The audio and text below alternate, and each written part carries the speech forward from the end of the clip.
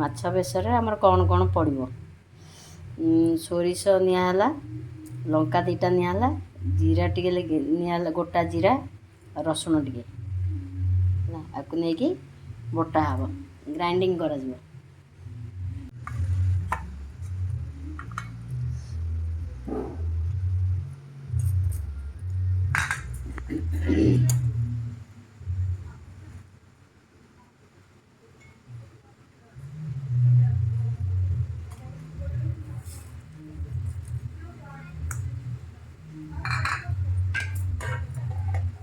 ବର୍ତ୍ତମାନ ସୋରିଷକୁ ବଟା ହେଲା, ବଟା ହେବା ପରେ ସେ କେମିତି ଚିକଣ ହେଇଛି ଏଇଟା ଦେଖନ୍ତୁ ହେଲା।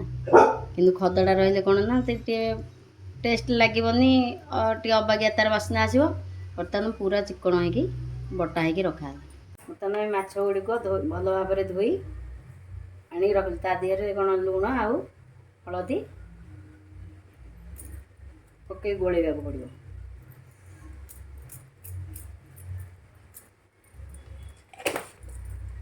ଲୁଣ ହଳଦୀ ଗଲା, ବର୍ତ୍ତମାନ ଲୁଣ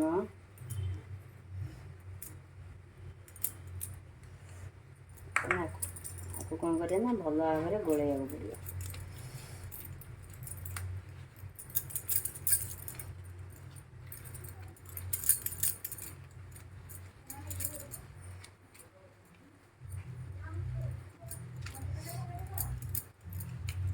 ମାଛ ଗୁଡ଼ିକ ହଳଦୀ ଲୁଣ ଗୋଳେଇଲା ପରେ ତାର କ'ଣ ତା କଲର୍ଟା ପୁରା ଅଲଗା ହେଇଗଲା।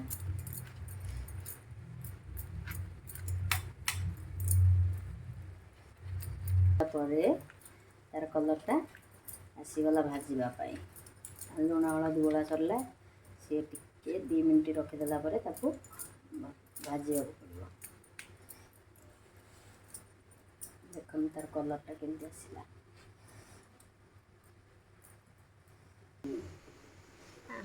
ବର୍ତ୍ତମାନ ଆମେ କରେଇ ବସିଲେ ମାଛ ଭାଜିବା ପାଇଁ। ତାପରେ ଆମେ ସୋରିଷ ତେଲ ପକାଇବା।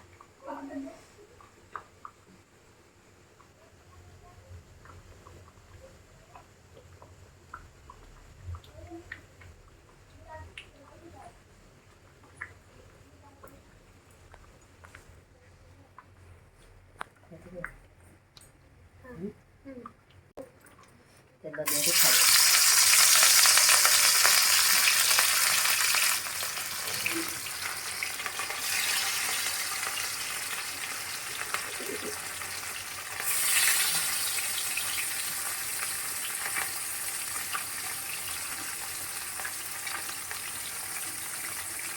ତେଲ ଯେଉଁ ଅନୁପାତରେ ରଖିଛି ସେ ଅନୁସାରେ ମାଛକୁ ପକାଉଛି।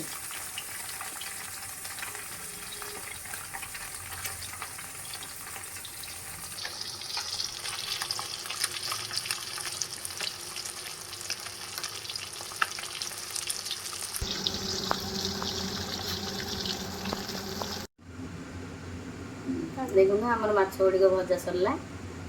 ମାଛ ଗୁଡ଼ିକ କେତେ ସୁନ୍ଦର କଲର୍ ହେଇଛି ହେଲା। ଆଉ ଏଠି ମାଛ ରୋଷେଇ ପାଇଁ ଟମାଟୋ ଆଉ ଆଳୁ କଟା ହେଇକି ରଖାହେଇଛି। ତାହେଲେ ଆମେ କ'ଣ କରିବା, କରେଇ ବସେଇଲେ ସୋରିଷ ତେଲ ପୁଣି ପକେଇବା।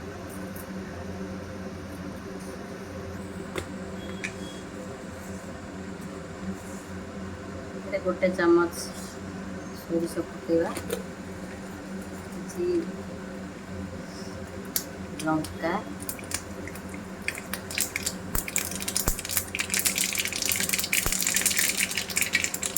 ଆମେ କ'ଣ କରିବା ନା ପକେଇଦେବା।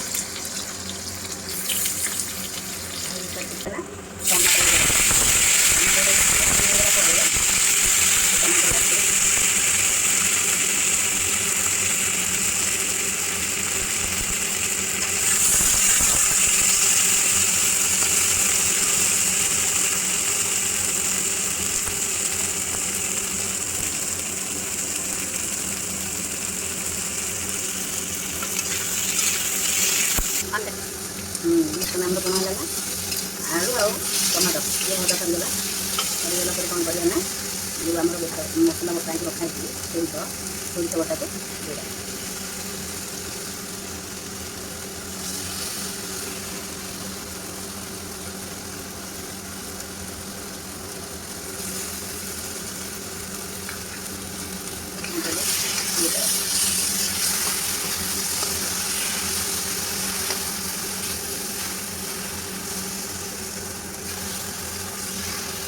ତ ଇଏ ହେଇଗଲା। ତାପରେ କ'ଣ କରିବା,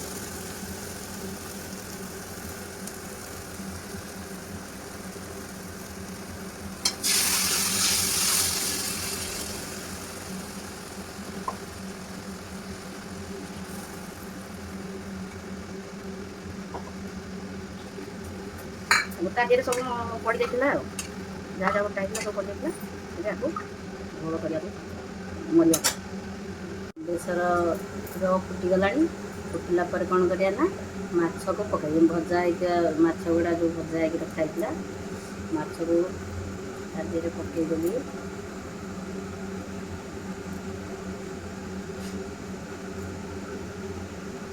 ସ୍ୱାଦ ଅନୁସାରେ ଲୁଣ ପଡ଼ିଯିବ।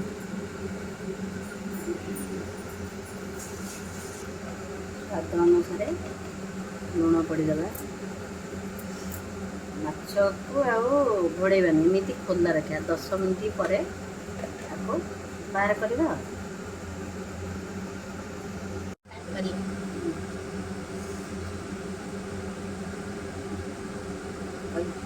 ବର୍ତ୍ତମାନ ଦେଖନ୍ତୁ ଆମର ମାଛ ବେସର ପୁରା ଫୁଟିଗଲାଣି।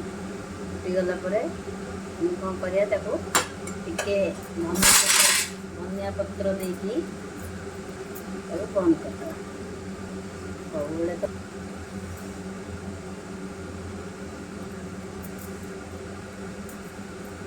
ଧନିଆ ପତ୍ର ଦେଇ ସାରିଲା ପରେ ବର୍ତ୍ତମାନ ତାକୁ ବନ୍ଦ କରିଦେବା। ବର୍ତ୍ତମାନ ଆମର ମାଛ ବେସର ପ୍ରସ୍ତୁତ ହୋଇଗଲା।